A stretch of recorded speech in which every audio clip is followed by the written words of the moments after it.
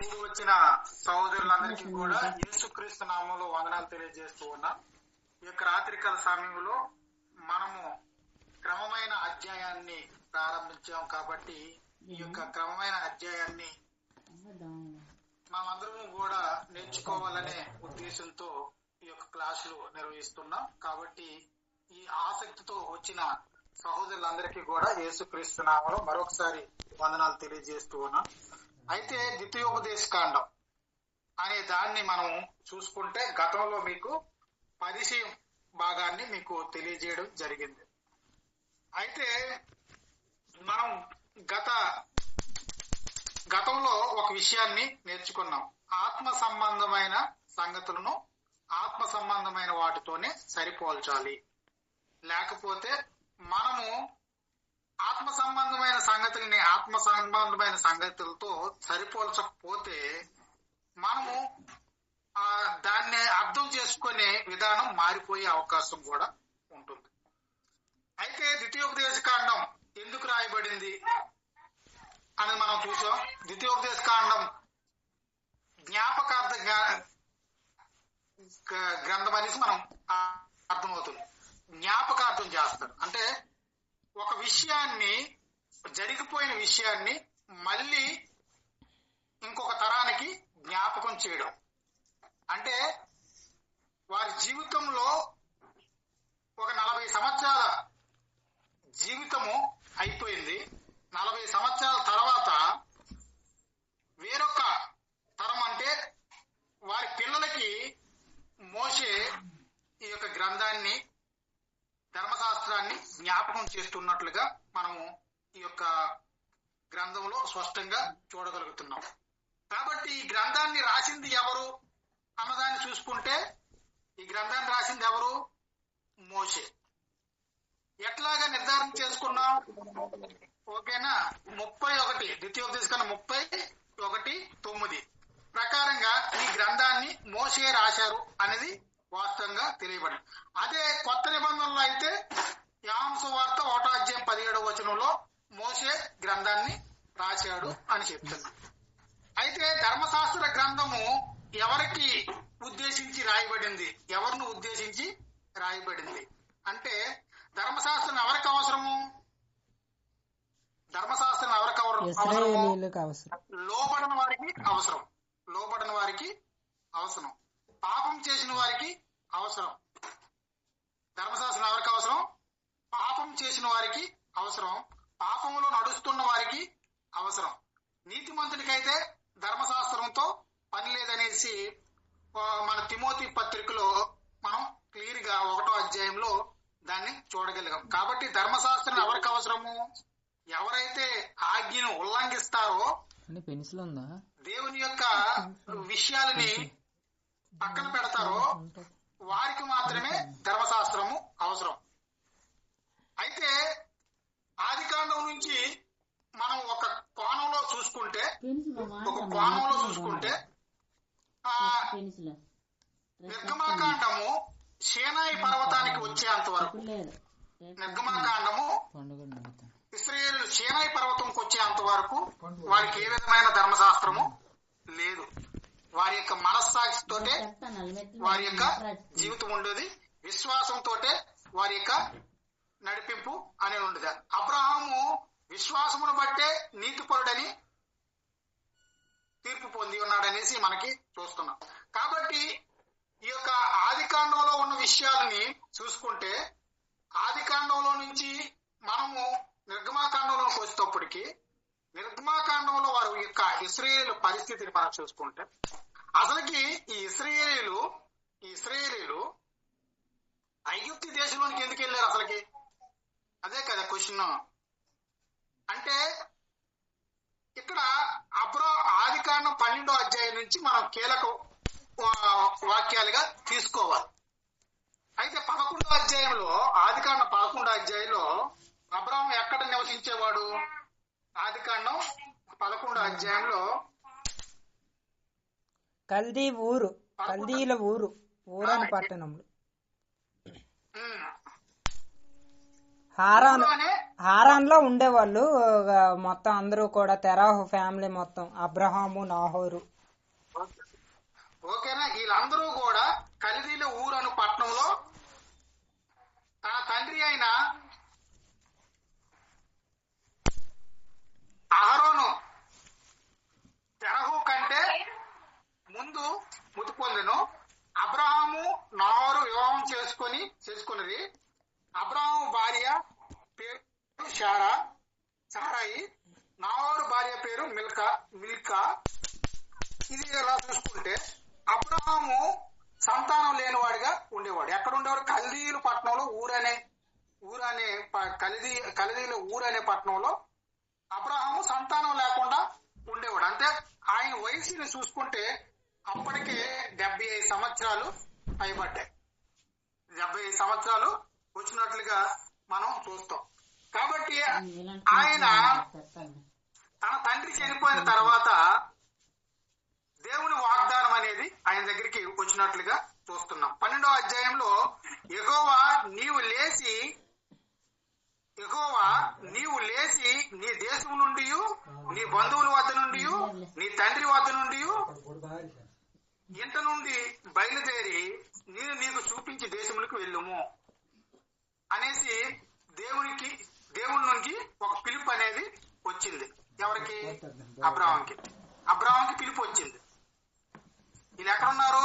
ఆరంలో ఉన్నారు, కల్దీయుల్లో ఉన్నారు. కల్దీయుల్లో ఉన్నప్పుడు అబ్రహాంకి పిలుపు వచ్చింది. ఆ పిలుపు ఏం చేస్తుందంటే వారి యొక్క కుటుంబం నుంచి వాళ్ళ కుటుంబం నుంచి ఎడబాయాలని దేవుడు ఆశిస్తున్నాడు. ఎందుకు ఆ కుటుంబంలో నుండి ఎడబాయాలనేసి దేవుడు ఆశిస్తున్నాడు? దుష్ట సాంగత్యము మంచి నడవడిని చెరుపుతుంది. అబ్రహాము యొక్క మనస్సు దేవుని దృష్టికి యథార్థమైనది. అబ్రహాము మనస్సును దేవుడు చూసినప్పుడు దాంట్లో ఏ విధమైన కల్మసము లేదు. కాబట్టి అంత మంచి భక్తి గల వాడిని దుష్టుల మధ్య, అంటే తన కుటుంబ సభ్యులే దుష్టులు అని ఎందుకు చెప్తున్నానంటే మనకి యెహోషువ గ్రంథంలో ఆ విషయాన్ని స్పష్టంగా తెలియజేయడం జరుగుతుంది. యెహోషువ గ్రంథంలో వారి యొక్క కుటుంబ సభ్యులందరూ కూడా 24:3లో వాళ్ళ కుటుంబ సభ్యులందరూ కూడా విగ్రహారాధికులు. ఎవరు?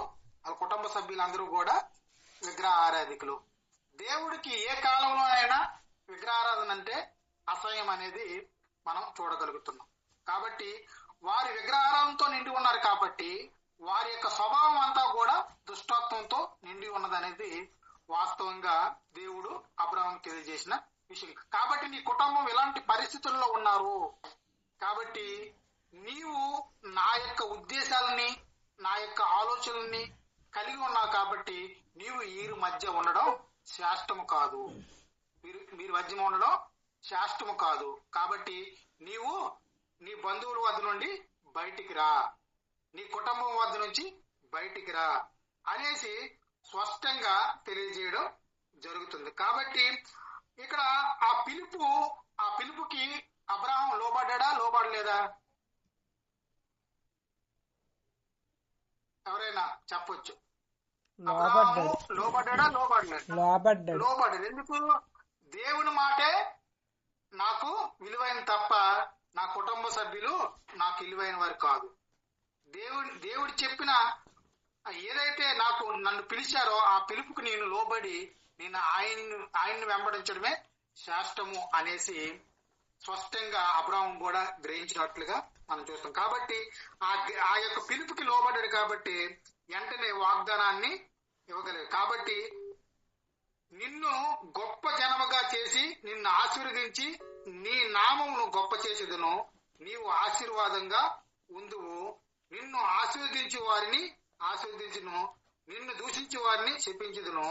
భూమి యొక్క సమస్త వంశములు నీ యందు ఆశీర్వదింపబడిన అబ్రహాముతో అనగా యెహోవా అతనితో చెప్పిన ప్రకారం అబ్రహాం వెళ్ళెను. లేడా? ఏదైతే నువ్వు నీ కుటుంబం నుంచి వెళ్ళిపోతే నీకు ఆశీర్వాదం అనేది ఉంటది, నిన్ను గొప్ప జనంగా తయారు చేస్తాను. ఈయనకి వెళ్ళేటప్పటికి 4వ వచనంలో 75 ఏళ్ళు, ఆయన బయలుదేరి వచ్చినప్పుడు 75 ఏళ్ళు గలవాడు. అంటే 75 సంవత్సరాల వరకు ఆయనకి పిల్లలు అనేవారే లేరు. పిల్లలు లేని సమయంలో, నమ్మకం పిల్లలు పుడతారనే ఆశ లేని సమయంలో అబ్రాహాముకి వాగ్దానం వచ్చినట్లుగా మనం చూస్తాం. ఈ వాగ్దానాన్ని నెరవేర్చాలంటే ఎన్ని సంవత్సరాలు పడుతుంది? వెంటనే దేవుడు నెరవేర్చేస్తాడా? ఎవరికైనా దేవుడు వాగ్దానం ఇచ్చి ఉన్నాడంటే ఆ వాగ్దానాన్ని పొందుకోవడానికి ప్రతి ఒక్కరూ కూడా ఏమవ్వాలి? ప్రయాసపడాలి. అంటే ఈ రోజు వాగ్దానం ఇచ్చాడు దేవుడు, రేపే పట్టుకొని పోదామంటే అవదది. కానీ దానికి 25 సంవత్సరాలు కాలం దేవుడు నియమించినట్లుగా మనం చూస్తాం. అంటే ఈ 25 సంవత్సరాలు అబ్రహాము ఎన్ని అడుదుడుకులు అంటే ఆటుపోట్లు ఎదుర్కొంటున్నాడో అనే విషయం మనం చూడగలం. అయితే ఈ పిలిచిన పిలుపుకి అబ్రహాం బయటకు వచ్చాడు. బయటకు వచ్చిన తర్వాత ఏమైపోయింది? సంతోషంగా ఉన్నాడా? ఆనందంగా ఉన్నాడా? కరువు వచ్చి పడింది. ఎక్కడ పడింది? కానాను దేశంలో కరువు వచ్చి పడింది. ఆ కరువును జయించడానికి ఐగుప్తికి ప్రయాణమయ్యారు. ఐగుప్తిలో అనేకమైన విధానాల్లో సమస్యల్లో చిక్కుకోవడం జరిగింది. మళ్ళీ ఐగుప్తి నుండి ఎక్కడికి వచ్చారు? మళ్ళీ కానానికి తిరిగి వచ్చారు. ఐగుప్తి నుంచి కానానికి తిరిగి వచ్చినప్పుడు ఇక్కడ సంభవాన్ని మనం అర్థం చేసుకోవాలి.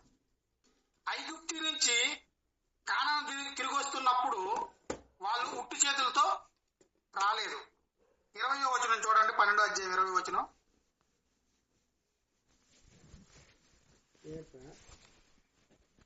నీ భార్య ఈమెనని తీసుకోపోమని మరియు ఫరో అతని విషయమై తన జనులకు ఆజ్ఞాపించినందున వారు అతన్ని, అతని భార్యను, అతనికి కలిగిన సమస్తమును పంపివేసిరి.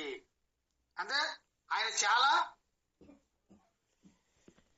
ధనాన్ని ఫరో రాజు ఇచ్చినట్లుగా మనం చూస్తాం. కాబట్టి ఆ ధనాన్ని పట్టుకొని వచ్చి 13వ అధ్యాయంలో ఆయన తిరిగి మళ్ళీ కానాను దేశానికి వచ్చినట్లుగా మనం చూస్తాం. కానాను దేశం తర్వాత మళ్ళీ ఏం జరిగింది? కాపర్లకి ఇక్కడ ఈయనతో కూడా ఒక వ్యక్తి ప్రయాణం చేస్తున్నాడు. లోతు. ఈయనతో కూడా ఒక వ్యక్తి ప్రయాణం చేస్తున్నారు. ఎవరు? లోతు. ఈయనతో కూడా ఒక వ్యక్తి ప్రయాణం చేస్తున్నాడు. కానీ అందరినీ విడిచిపెట్టాడు, కానీ వారి యొక్క అన్న కొడుకుని విడిచిపెట్టలే. ఎందుకంటే రక్త సంబంధం యొక్క ఆ బంధవ్యం ఏంటో తెలియదు, కానీ రక్త సంబంధులను ఎవరు కూడా అంత త్వరగా విడిచిపెట్టే అవకాశం కూడా ఉండదు. ఎందుకంటే ఎంత ఆడి వల్ల నష్టం వచ్చినా ఆడిని ఎంట పెట్టుకునే తిరిగిదాం అనే తత్వం ప్రతి ఒక్క మనిషిలో కూడా ఉంటది. కానీ దేవుడు అబ్రహాం అందరినీ విడిచిపెట్టగలిగాడు, కానీ లోతుని విడిచిపెట్టలేదు. కానీ అబ్రహాం యొక్క మనస్తత్వం తెలుసు. ఎందుకంటే అబ్రహాము అతన్ని విడిచిపెట్టకపోవడానికి కారణం ఏంటంటే ఈయన మీద ఆధారపడి లోతు జీవిస్తున్నాడు. కాబట్టి ఈయన్ని నేనే చూడవలసిన అవసరం ఉంది. కాబట్టి ఈయన నేను ఎంట పెట్టుకుని వెళ్ళవలసిన పరిస్థితి ఉంటుంది. కాబట్టి ఎంట పెట్టుకునే తిరిగారు. కానీ ఆ ఐగుప్తి దేశం దాకా వెళ్ళారు, మళ్ళీ కానానికి వచ్చారు. కానీ వీళ్ళకి ఆస్తిని ఇవ్వడం ద్వారా, సంపదను ఇవ్వడం ద్వారా ఏం జరిగింది? మొత్తం అందరినీ కూడా గల్లీ బిల్లికి కారణం చేశారు. కాబట్టి లోతు కాపర్లకి, అబ్రహాం కాపర్లకి ఏం జరిగింది? గొడవలు వచ్చాయి. లోతు కాపర్లకి, అబ్రహాం కాపర్లకి గొడవలు వచ్చాయి. అప్పుడు చాలా చాలా చక్కగా మర్యాదగా అబ్రహాము లోతుని విడిచిపెట్టాడు. చాలా చక్కగా మర్యాదగా లోతుని విడిచిపెట్టాడు. 13వ వచనం చూడండి, 13వ అధ్యాయం 13వ వచనం. 7వ వచనం, 13వ అధ్యాయం 7వ వచనం. అప్పుడు అబ్రహాము పశువుల కాపరులకును లోతు పశువుల కాపరులకు కలహం పుట్టును. ఆ కాలమందు కానానీయులు, పెజ్జీయులు ఆ దేశంలో కాపురం ఉండిరి. కాబట్టి అబ్రహాము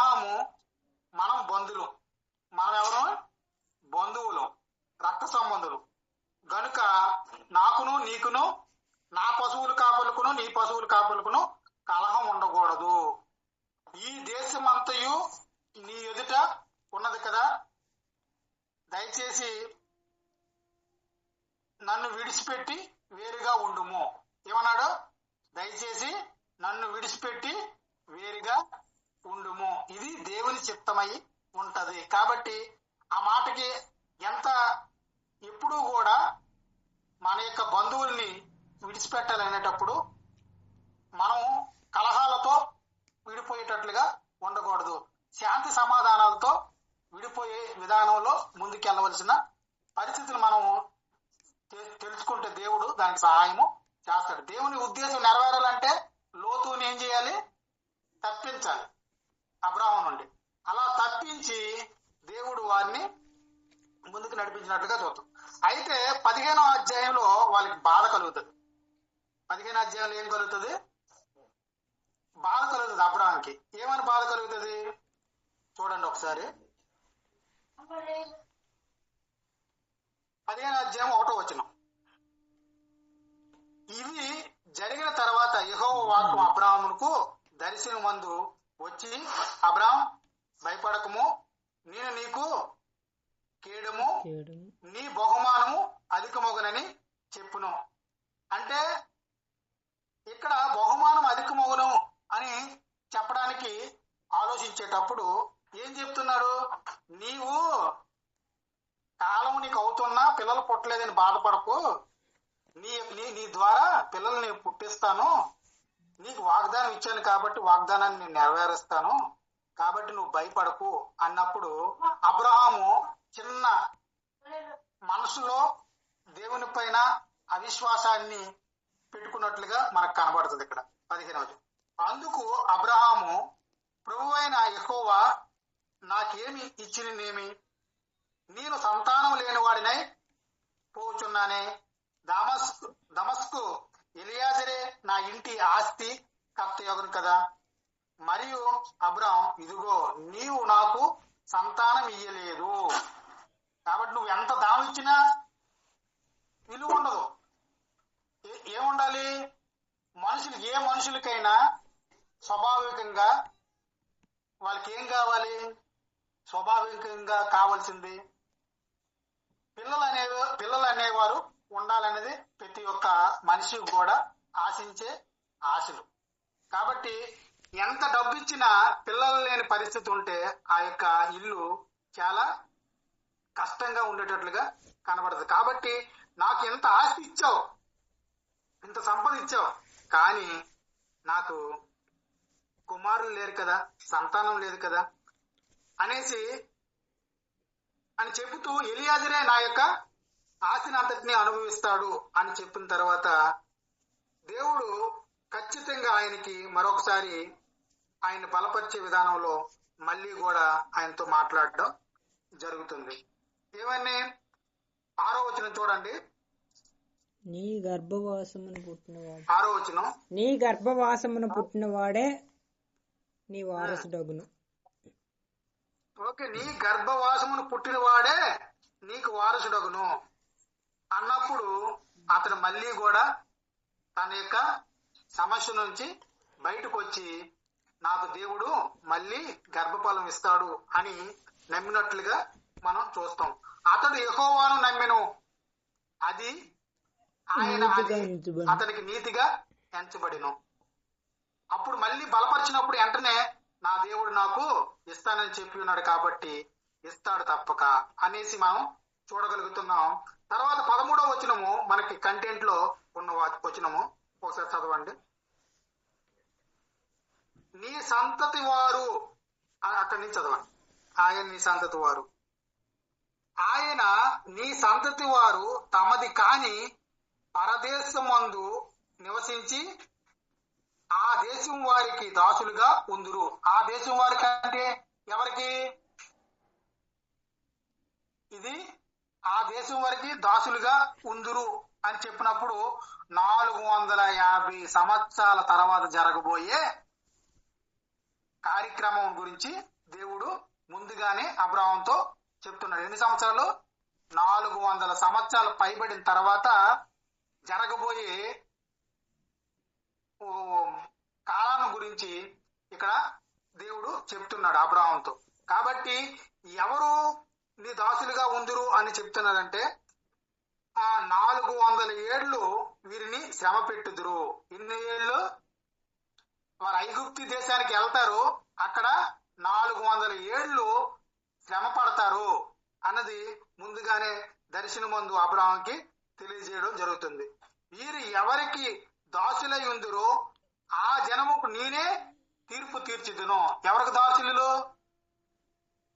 దాసులు? ఐగుప్తులకి దాసులై ఉంటారు. కాబట్టి ఆ జనానికి తీర్పులు తీరుస్తానంటే ఏ విధంగా తీర్పులు తీర్చాడు అన్నది మనం చూడగలుగుతున్నాం. 10 తెగులను రప్పించి వాళ్ళకి తీర్పులు తీర్చినట్లుగా మనం చూస్తాం.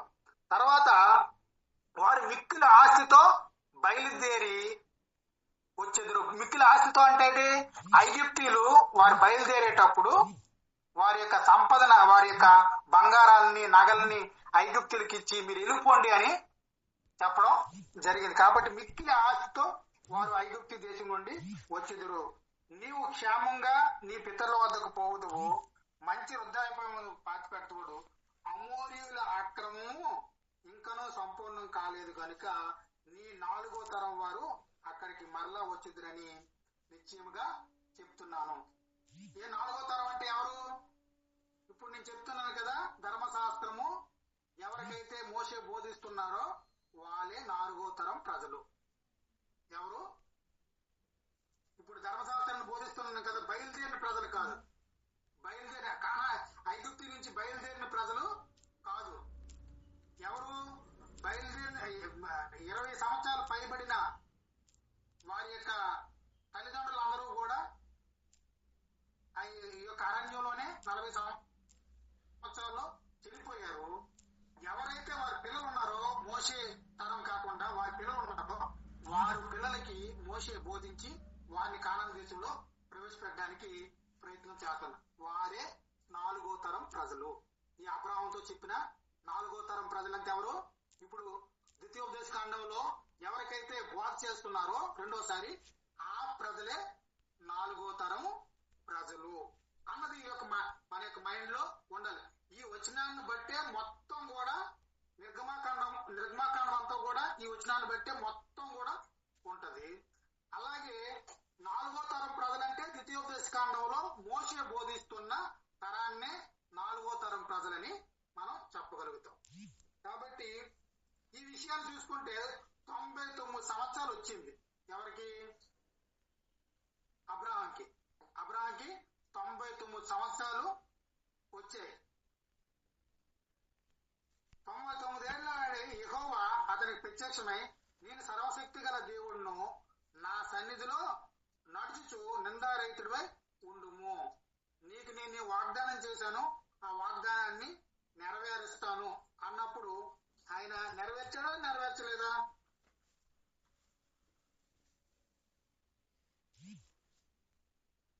తొమ్మిదవ వచనం చూడండి, ఒక నిబంధన చేసుకున్నారు. 17 మరియు దేవుడు నీవు మాత్రమే గాక నీ తర్వాత వారి తరములలో నీ సంతతియు నా నిబంధన గైకొనవలను. నాకును నీకును నీ తర్వాత నీ సంతతికి మధ్య మీరు గైకొనవలసిన నా నిబంధన ఏదనగా, మీలో ప్రతి వాడును మగవాడును సున్నతి పొందవలను. మీరు మీ గోప్యాంగ చర్మమును సున్నతి పొందవలను. అది నాకును నీకును మధ్యనున్న నిబంధనకు సూచనగా ఉండును. 8 దినముల వయసు గలవాడు అనగా నీ ఇంట ఎండుతో కొనబడినవాడైనను ఎవరైనా వాళ్ళ ఇంట్లో ఉన్న ప్రతి ఒక్కరిని కూడా సున్నతి పొందాలని ఒక నిబంధన. ఎందుకు సున్నతి పొందిన వాడే దేవుని యొక్క జనాంగము అని చెప్పడానికి. ఎవరు? సున్నతి పొందిన వాడే దేవుని యొక్క జనాంగము. సున్నతి పొందకపోతే దేవునికి వారికి సంబంధాలు ఉండవు. కాబట్టి అబ్రహాముకి పుట్టిన ప్రతి ఒక్కరికి కూడా సున్నతి తప్పనిసరిగా చేయడం జరిగింది. ఇక్కడ 16వ అధ్యాయంలో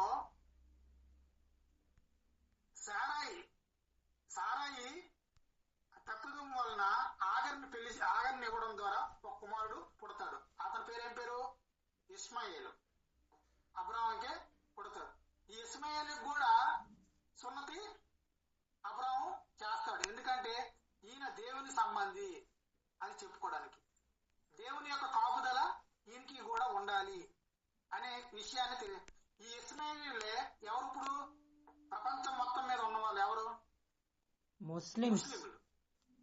ఓకేనా? ఇస్మాయిలే ముస్లింలు. ఓకేనా? ఈ ఇస్మాయిలే ముస్లింలు. ఓకేనా? ఇస్మాయిల్ యొక్క సంతానం నుంచి వచ్చిన వారు అందరూ కూడా 12 మంది రాజులు వస్తారు, ఈ ప్రపంచానికి వాళ్ళు కూడా ఏలుబడి చేస్తారు అనేసి 17వ అధ్యాయంలో వాగ్దానం ఇవ్వబడింది. కాబట్టి ఈ ముస్లింలు తెగ ఒక విధంగా ఎదుగుతుంది. అట్లాగే ఇక్కడ ఇశ్రాయేలు తెగ కూడా ఎదుగుతుంది. ఎలా?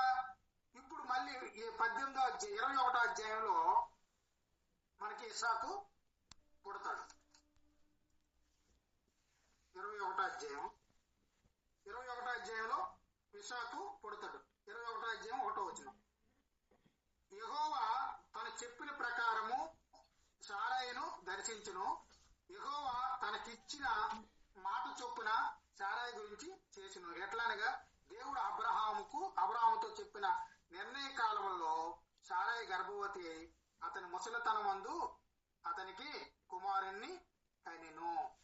ఈతనంలో ముసలితనమందు కుమారుణ్ణి కన్నట్లుగా చూస్తాం. ఏదైతే 12వ అధ్యాయంలో వాగ్దానం చేసి ఉన్నారో, ఇప్పుడు అబ్రహాంకి 75 సంవత్సరాలప్పుడు వాగ్దానం చేశాం.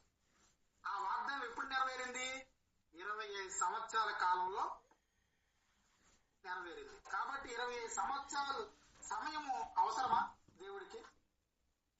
వెంటనే పుట్టించవచ్చు కదా, వెంటనే పుట్టించి ఆయన యొక్క సంతానాన్ని అభివృద్ధి చేయించవచ్చు కదా. 25 సంవత్సరాలు వెయిట్ చేసి లాస్ట్ కి 20 సంవత్సరాల తర్వాత ఇసాకుని పుట్టించడానికి కారణాలు ఏంటి అంటే, ఆయన యొక్క మనసుని ఇంకా కూడా దేవుని వైపుకు ఇంకా బలంగా తయారు చేస్తున్నాడు అనేది మనం అర్థమవుతుంది.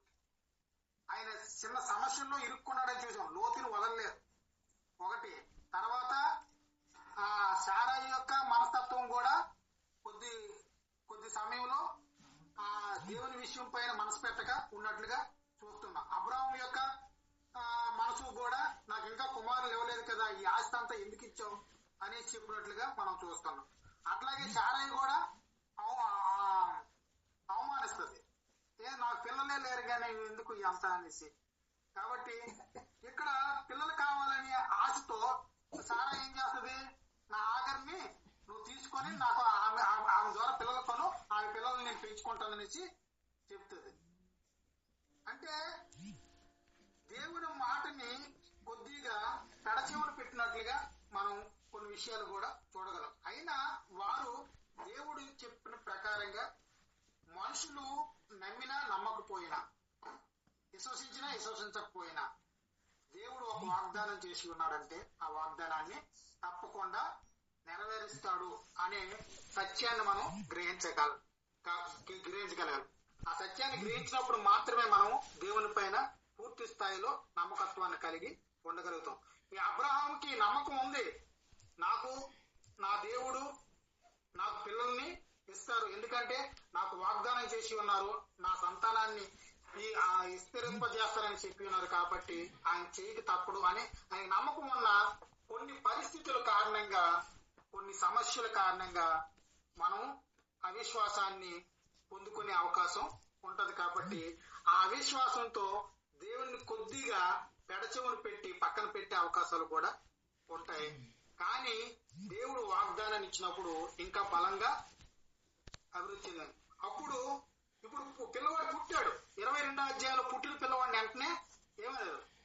బలివ్వమని అడిగాడు. చిన్నపిల్లవాడు కాదు, బలివ్వమని అడిగినప్పుడు చిన్నపిల్లవాడు కాదు, ఇస్సాకు చిన్నపిల్లవాడు కాదు, 13 సంవత్సరాల వయసు వాడిని బలివ్వమని అడిగాడు. అంతే, 13 సంవత్సరాల పిల్లవాడిని పెంచాడు అబ్రహాం. పుట్టిన పిల్లవాడిని అడగలేదు బలి. 13 సంవత్సరాలు ప్రేమతో పెంచిన పిల్లవాడిని బలివ్వమని అడిగారు. కాబట్టి బలి ఇవ్వమని అడిగితే ఏమిచ్చి అబ్రహాం ఎలా సిద్ధపడ్డాడు? తండ్రి నీవిచ్చావు, నీవు తీసుకొని పోతావు అనే వచనాన్ని మనం చూడగలుగుతాం. 4వ వచనం చూడండి, 22 4.